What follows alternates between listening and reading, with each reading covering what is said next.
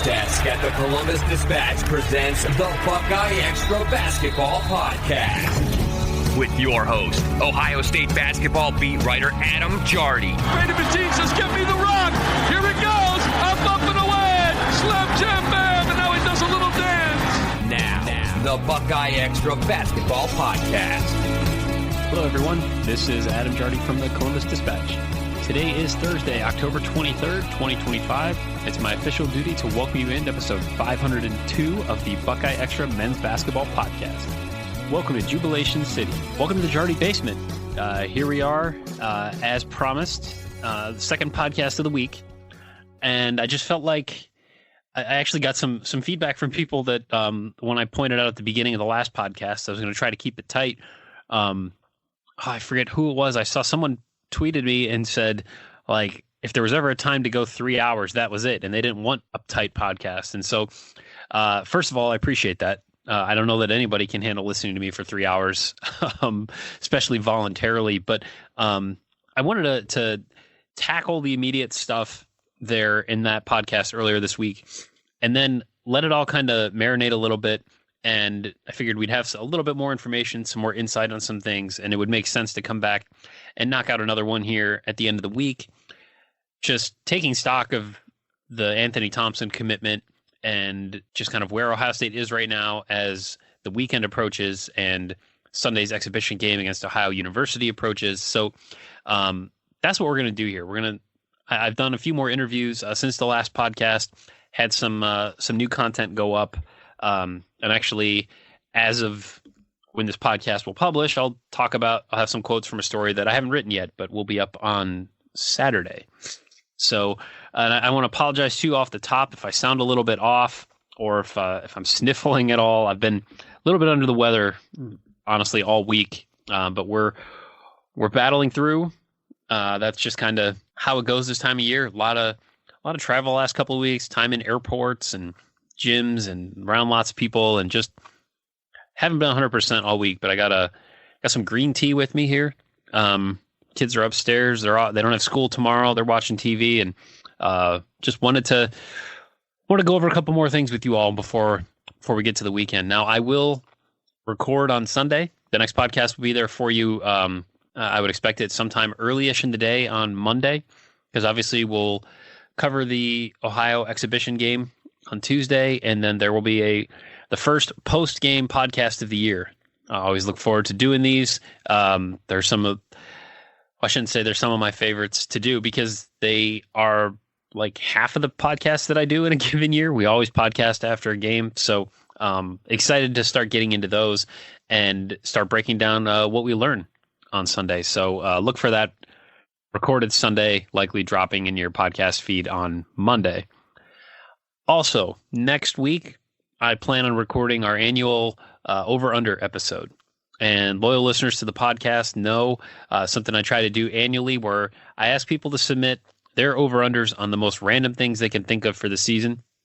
We'll track them, and then we'll analyze them when we get to the off-season. I really enjoy doing this. I feel like I have a lot of favorite things, but it's one of my favorite things annually to do, and I need your help. So it can be, we've had things over the years from over under a number of times Zed Key shoots off finger guns, to over under on number of wins, number of technical fouls in a season for the head coach, like anything you can think of. If you think it's a good over under and you'd like us to discuss it and set it over under and then track it throughout the season, send me a message. ajardy@dispatch.com. You can tweet me at Adam Jardy. I want to hear from as many of you as I can, and we'll have some fun with this. So send me your suggestions, please. Now, as always, I want to remind you that you can subscribe to the podcast on Apple, Spotify, YouTube, wherever you enjoy your favorite podcasts. If you subscribe, you'll automatically get the newest ones just as soon as our man Patrick Flaherty, the Podfather, can grab them and publish them for us. While you're subscribing or downloading, please leave a review, please click 5 stars, and please consider telling a friend. And before I go any further, a shout out and apologies to Matthew. We met at Monday's open practice, walking around on the court there at Valley City Arena. He said he's a loyal listener to the pod, and I promised to give him a shout out. And then I completely messed that up. I had a couple of pages of notes and I had written his name down and circled it and said shout out, and I just missed it. So I apologize, Matthew, especially if you were listening to that podcast expecting to hear the shout out. I felt terrible about it. It was about 2 hours after I recorded. I was like, doggone it. I thought about re-recording the whole thing or trying to figure out how to insert it. I just thought, well, I'll just get to it on the next one. So hopefully the omission did not turn you off from the podcast, and hopefully you are still listening. But it was really great to meet you, and I really appreciated the kind words and getting to share a minute or two there with you. So thanks again, Matthew. Okay, let's talk some more about Anthony Thompson. I mean, this is the big story this week. I mean, certainly it's interesting to start looking ahead to the exhibition, and we're still breaking down the secret scrimmage, and we'll have a little bit more intel on that here shortly. But this is the big story, right? I mean, this is the type of commitment that Ohio State has not landed in more than a decade. I don't know that we can honestly, I don't know you can overemphasize it this week. I don't know that you can overanalyze it, and I don't think we can over discuss it, because there's a lot here, from being an Ohio kid and staying in Ohio, to being a 5-star kid and staying in Ohio, to being a 5-star kid from Ohio who commits to Ohio State, to filling out a 3-man recruiting class full of Ohioans that is ranked number 3 nationally that still could improve.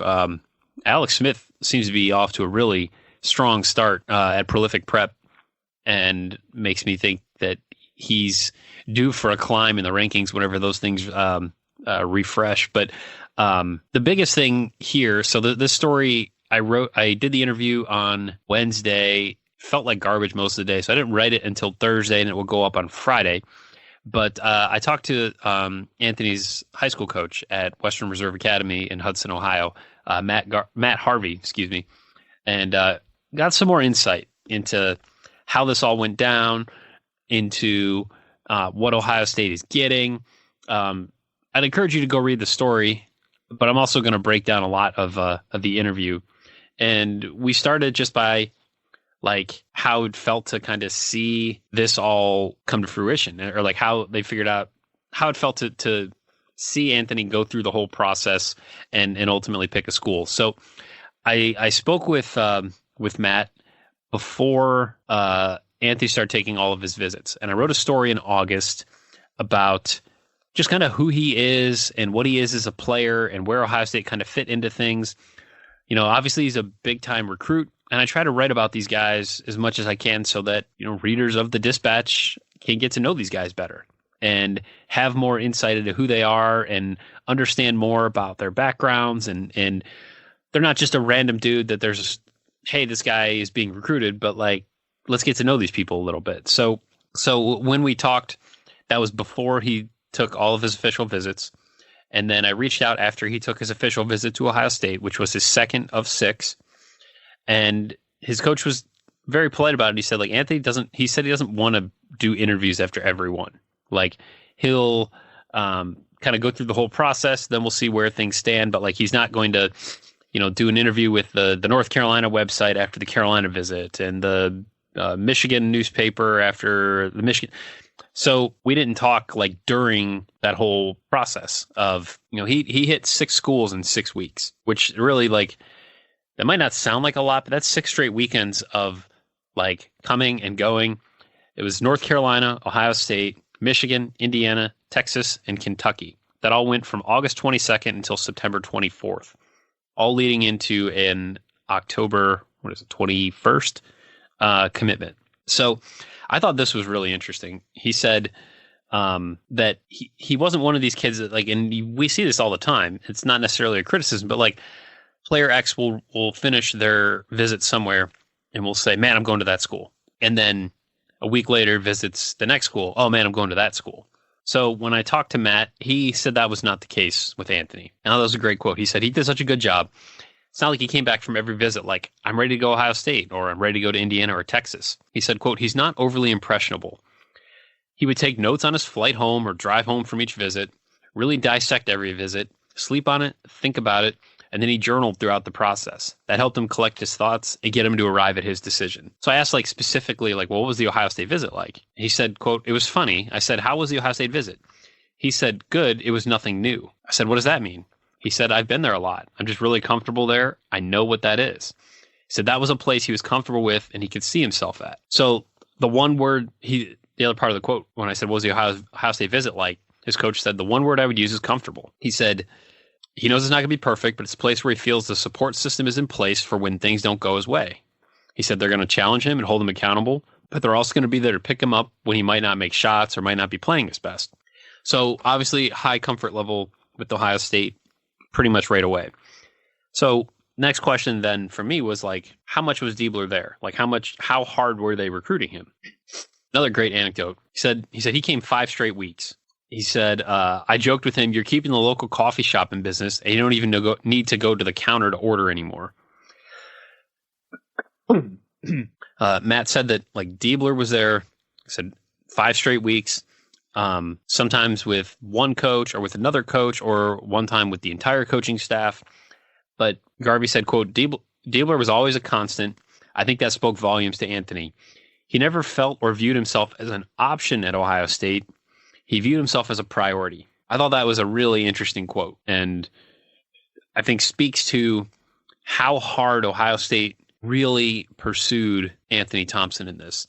And I know I talked about this at some point, I think it would have been in like mid-September, where Ohio State hosted a bunch of dudes over those first couple of weeks of football season, bunch of official visits, bunch of unofficial visits, and that the intel I was getting at that point was that in a previous era of recruiting, they would have landed a couple of recruits or a couple of commitments during that stretch because things went so well with guys.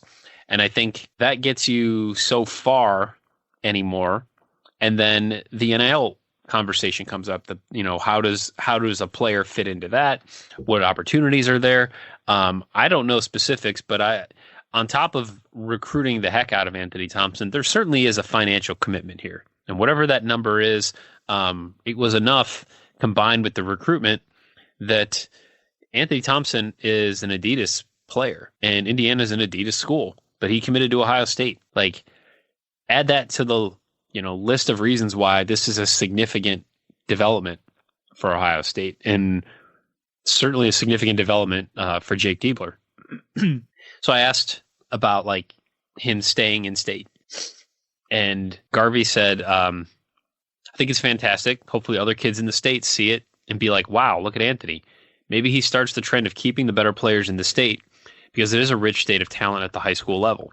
So he then like immediately rattled off, and brace yourselves, Ohio State fans, but Darren Peterson, Jaden Quaintance, Nico Bundalo, Jerry Easter, 4 top 50 kids, all of whom ended up playing high school ball outside of Ohio and then ultimately signing at other schools. He said Anthony is definitely running his own race and doing what is viewed as different from a national perspective or national standpoint. How does his game translate to the next level? He said that I thought this was a good anecdote too. This didn't make the story, but he said, I tell all the guys, what's your superpower as a freshman? How are you going to get on the floor? He said Anthony's superpower is he can really shoot the basketball. He has an unbelievable skill set. The offensive side will translate for him. He's going to be able to put pressure on the rim, drive closeouts. He's a very good and willing passer. The offensive side is going to be where he's going to thrive. I mean, he's continued to grow. He did say he's grown an inch in the last year, and he's put on about 25 pounds since he got to their campus 14 months ago. So he needs to put on another 15. He's at like 210, 212 right now, and they'd like him to get to 225, 230 so he can be ready to bang with guys at the Big Ten level. But he said from an offensive standpoint, he's going to be able to bridge that gap, pick up the slack from guys that are leaving. I don't know if he's going to go in and score 20 a game, but he's going to be able to impact the game for them there. He has all the dimensions, all the measurables to be an elite defender. He's a good defender with the capability of getting to that. So how can he grow getting into ball screen coverage, switching onto smaller guards, making sure he's rebounding above the rim at all times? He said when it came to commitment day, he said he described it as a quintessential day with Anthony Thompson, which was that Anthony had a free period. They were at the gym. They warmed up. They joked around a little bit. And then it was like right before he started working out, he was like, hey, I'm going to Ohio State. And he called Diebler. They talked for a few minutes. That was how it was going down. He said that like on campus and around like town, he said it was a pretty big deal that day. He said he told me that there's a road on campus that they had to close because there's a tree they were cutting down, and there was a cop that was there on the detail. And he said he was sitting in one of our facilities, and he goes, "Hey, you guys got a guy who just committed to Ohio State." He says it's not only at reserve, it's around campus and around town. The magnitude of him going to Ohio State is huge. I also feel like I've seen pretty much this same comment in whatever platform I've posted this news, where people saying like, oh, like we mentioned on the last podcast, where ESPN had Jake Diebler as a potential hot seat type candidate. And I've gotten that sentiment from a portion of the online fan base that is saying, like, he's committed for next year, and like Diebler's not even going to be there, or something to that effect. And I don't think we can emphasize enough that like there's not a universe where a top 10 national recruit who's projected to be a first round NBA draft pick in a year and a half commits to a school where that they don't believe that they will be playing for that coach. And so when we talk about what goes into some of these decisions and the relationships that are forged and like why decisions get made, there's a lot at play here for a guy like Anthony Thompson, who, if he had, I would imagine, any concerns about the direction of the program or the coach, he wouldn't be going there. So it reminds me that, like, not to discount the negative, because it's not all, we're not Pollyanna here on this podcast, but I think anybody who looks at a top 10 kid committing and then saying like, oh, but like, is Diebler even going to be there?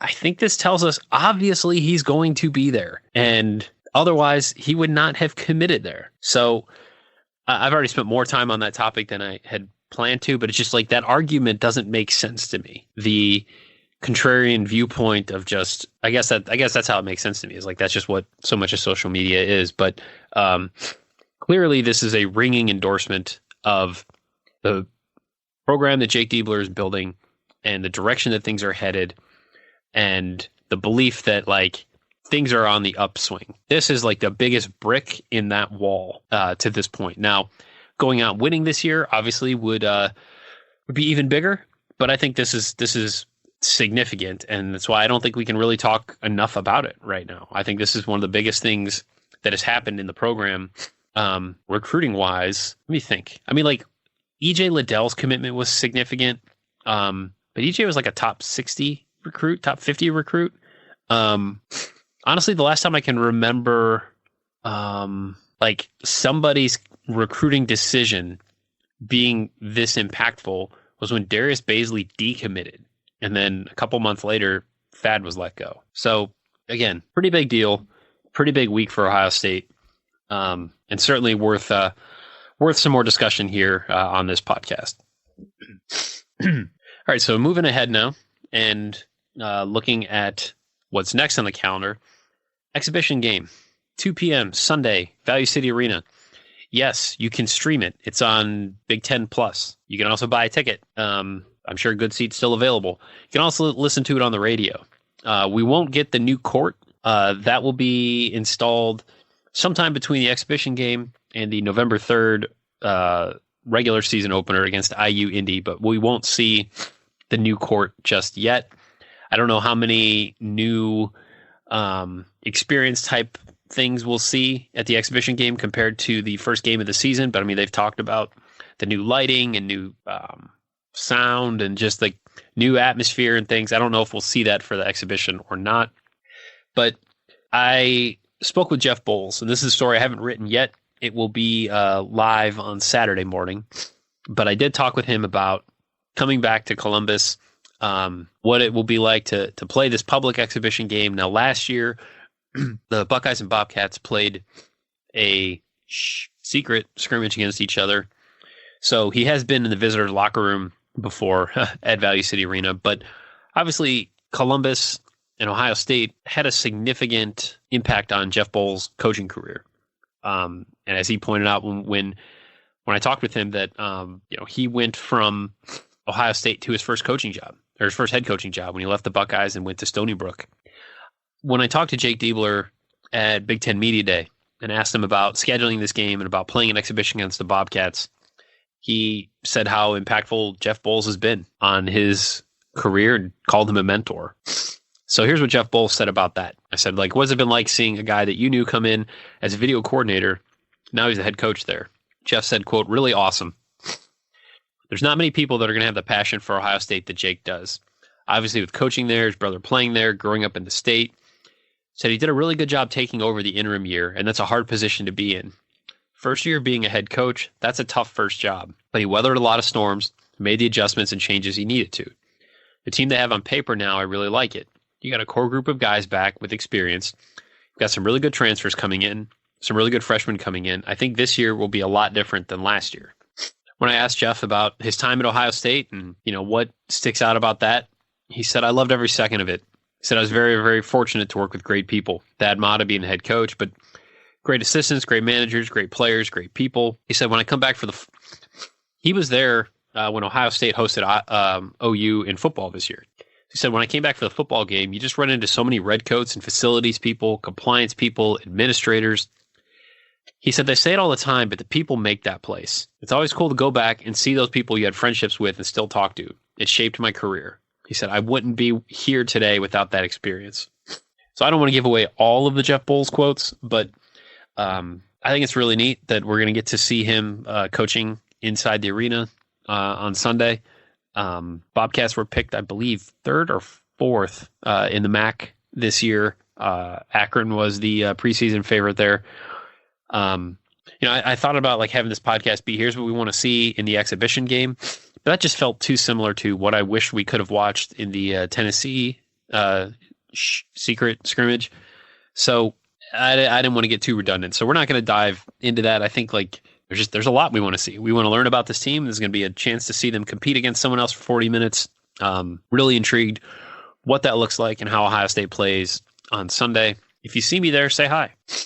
But now that also leads us into, I have a little bit more of secret scrimmage intel. Ohio State in the scrimmage against Tennessee hit 18 3-pointers. And I heard that Brandon Knoll and Christoph Tilley were combined 7 for 9 from 3. Jake Diebler was on Ryan Day's radio show this week because since it's an open week for the football team, Ryan Day, I don't think participated in any of it, or maybe he did the very first segment. But Jake Diebler was on for the last 2 segments of it. And he mentioned on there, he was asked about the scrimmage. He said that Tilley hit 3 3-pointers in that against Tennessee. I did hear that Tennessee came out just like hair on fire, just making crazy shots. Had something like 19 or 20 points in about the first 4 minutes. And then Ohio State kind of settled in from there. But like the Volunteers definitely put some points on the Buckeyes early before they were able to regroup and make a couple of changes and then get back into it. Now Diebler was asked about it on the radio. He said, what did you see? Like what was it like? And his answer was fast. He said both teams scored a lot of points. It was great because when you go against a Rick Barnes defense, I was really interested to see how the changes we'd made offensively would be impacted. Would we be able to maintain a pace and our ball movement? We did. That was really encouraging. They had a ton of size. We have to shore up some things defensively. I do think we are, as I've done a couple of radio interviews the last few days. I think I'm more confident in this Ohio State offense than I've been in a couple of years because I just believe that they're going to move the ball better and quicker, and they have better pieces at that end. I think we probably haven't talked enough about the defense, and if they have enough in the way of rim protection and just overall defensive talent, that's going to be. It's going to be a big question. I mean, I think that's probably the bigger question mark side of the ball at this moment, just how this team will be defensively. Now, along those lines, Diebler also said on the radio that they plan on playing some zone. Like they're going to sprinkle some in here and there, but they'll predominantly be man-to-man. Diebler also said that they do occasionally plan to play Ivan Yagovin and Christoph Tilley together. So let's close our eyes and picture 2 7-footers on the floor at the same time. He also said at the start of the season they plan on being like 10 or 11 deep. And he was asked specifically about Amari Bynum. And he said, quote, we want to carve out a consistent opportunity for him to be impactful. Now, along those lines, see, I feel like I did a decent job on this episode, like flowing one topic into the next one. But I had annual feature that I do every year where I asked the players for their votes for the team's best shooter, passer, dunker, and dresser. Always super fun to do. Usually gets a ton of debate. Guys, there's no, you can split your vote. You can vote for yourself. I don't put anybody's names with votes. Like somebody on the team, for when it came to best dressed, they just said not Gabe Cupps, which made me laugh. And somebody gave half a vote to Diebler, which I thought was a little bit, there's, a little bit on your nose there. But the two things that really stood out to me were when it came to who's the best passer on this team, the just widespread group of answers. Like that was the topic that got, I'm trying to pull this up real quick. That was the topic that got the most varied responses this season. So we had 1, 2, 3, 4, 5, 6, 7 different players. So half the roster, more than half of the available roster, received at least one vote. Now, Bruce Thornton won at 27.3%, but then right behind him, Devin Royal and Christoph Tilley tied for second. Fascinating to me that Royal moving to the 3 and Tilley at center got more votes than Tayson Chapman, John Mobley. Gabe Cupps didn't get any. I figured he would have gotten a few. But I think, again, speaks to the versatility they plan to have offensively and why this team's ball movement might be significantly better, because the number of different players getting votes for the best passer was significant. Now, the other thing that really stuck out to me was, and this was nobody even thought about this one for more than 3 seconds. Who's the best dunker on the team? Amari Bynum. Boom. It wasn't even a question. It's pretty rare that we have a unanimous vote getter in this, and Amari Bynum was the unanimous pick by his teammates for the best dunker on this team. So add that to the list as well of things to keep an eye on when it comes to Amari Bynum this season. But he's clearly going to be an impactful player for this team. I got 2 other things here before I wrap this one up, and hopefully my voice hangs with me here till the end. The first is that evanmia.com, one of the many analytic websites that I frequent. Evan does amazing work. So he published something earlier today with ceiling and floor projections for every team. So he's got Ohio State preseason number 19, which is, he's as high on the Buckeyes as anybody in the analytic world. So Ohio State's ceiling would be number 4, and Ohio State's floor, is number 52. So that's the variance that we're looking at for this Ohio State season. The floor, 52. Certainly that would be missing the tournament. Ceiling, 4. Thought that was interesting, worth passing along. And then finally, over at ESPN, they had a list published of the top 100 players in college basketball. Now, these lists have not been kind to Ohio State in recent years. So I was surprised all 3 of Ohio State's primary returnees are on the list. So you had Devin Royal at 100, and they pointed out that he showed the ability to rack up breakout performances, like 29 against Illinois, 31 and 15 against Valpo, 26 against Michigan. If Royal can produce outings like that more consistently, Ohio State will likely take the next step and be a real threat to win NCAA tournament games. So he's at 100. John Mobley was at 82. Talked about how Ohio State was top 30 in adjusted offensive efficiency over at Evan Mia, top 45 in three-point shooting rate, and that Mobley's overall marksmanship had a hand in that effectiveness. He's due to have a greater impact in his sophomore season. And then Bruce Thornton at 25. Thornton is often too strong for opposing point guards to handle, which has helped him develop into a remarkably efficient offensive player. He shot a career-high 50.1% from the field, 42.4% from 3 in a high-usage role. The resulted in him averaging 17.7 points, 4.6 assists last season. Thornton will now hope to lead the Buckeyes to the first NCAA tournament since he arrived in Columbus 3 seasons ago. And that seems like a good place to wrap this one up, because my voice is starting to give out on me. Hopefully I didn't sniffle too much into the microphone, and hopefully this was an enjoyable listening experience. I'm excited for Friday. New Brandi Carlile album is out. I'm a huge fan of hers, so I will definitely be picking that up. I am behind right now. Richard Ashcroft has a new album out. I haven't picked that one up yet. The Last Dinner Party put out an album. I haven't picked that one up yet. Dave Hawes has a new album out. I haven't picked that one up yet. So likely going to be coming home with probably 2, new albums here on Friday. And there's also a surprise new album from Lily Allen, who's one of my favorites. I love her so much. And she's surprise releasing an album on Friday, but I don't know if it's coming out in the United States or not. So I'm hoping that I'm going to wake up on Friday and there's going to be a new Lily Allen album that I'm able to download, because there's no physical copy or no physical release scheduled right now, just all downloading. And as of Thursday, it was not, you couldn't pre-order it like on iTunes in the United States. So, first world problems. Hopefully I can copy that album eventually. Now I'm going to wrap this one up. As always, you can send along your questions, your comments, your love notes, your hate mail, and otherwise constructive criticism to me at Adam Jardy on Twitter or ajardydispatch.com. Thank you again for listening. Thanks, Patrick Flaherty, for putting this out there. I'll be back with you Sunday night. So until then, be kind, take care, and we'll talk soon. Be sure and subscribe to the Buckeye Extra podcast in the iTunes Store, the Google Play Store, or on Stitcher.